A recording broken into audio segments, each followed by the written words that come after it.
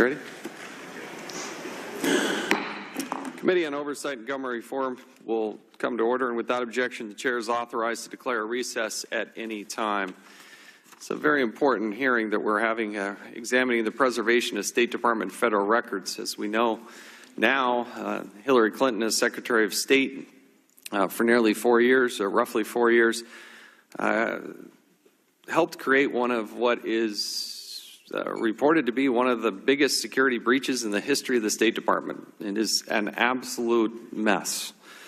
We have witnesses here that are vital to our understanding of the problem, how we got into this mess, and how we are potentially going to clean it up.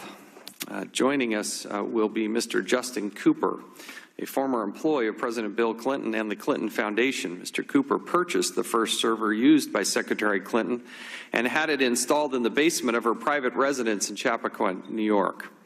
He also registered the email domain clintonemail.com in 2009, and the same day Secretary Clinton's confirmation hearings began in the United States Senate.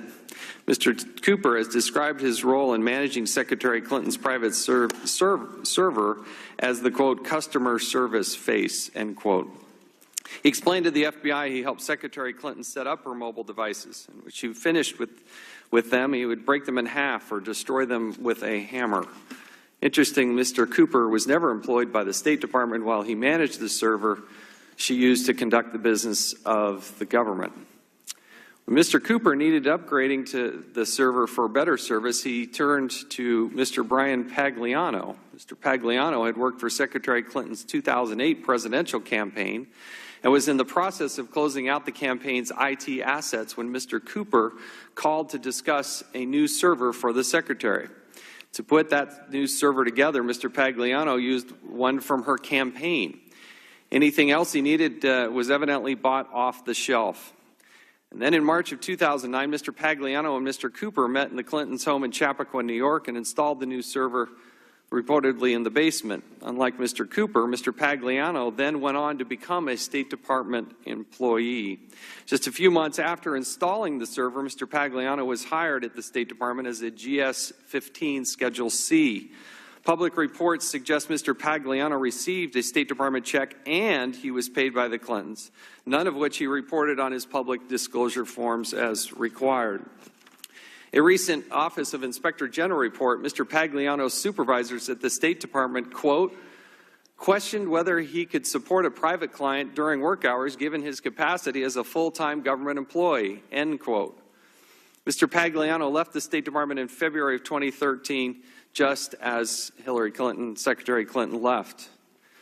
When responsibility for the server is turned over, when the responsibility for the server is turned over to our next two witnesses, things started to get a little bit more complicated.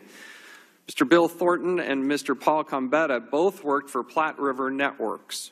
Platte River was hired by Secretary Clinton in early 2013 to host the email server after Mr. Pagliano had been working on it. PRN, or Platte River Networks, migrated Secretary Clinton's emails on the Pagliano-managed server to its own server, which was located at a data center in Secaucus, New Jersey. Things with Platte River Networks get complicated in March of 2015, according to the FBI report.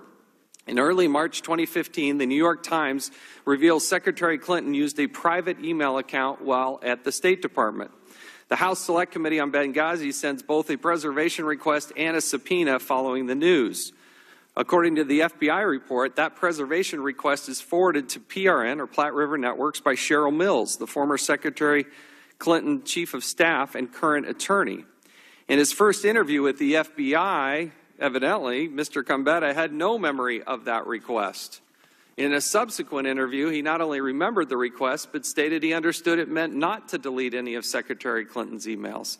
Then, around the end of March, a number of things happened. There's a conference call between Platte River Networks, Cheryl Mills, and David Kendall, another one of Secretary Clinton's private attorneys. Then, once again, Mr. Combetta's story changes. In his first FBI interview, he says he deleted no emails of Secretary Clinton around that time, but later on he states he not only deleted the archive of Secretary Clinton's emails on the server, but also used a product called BleachBit to delete her PST files on the server. At the same time, a number of manual deletions were made on the backups of that Platte River Network server.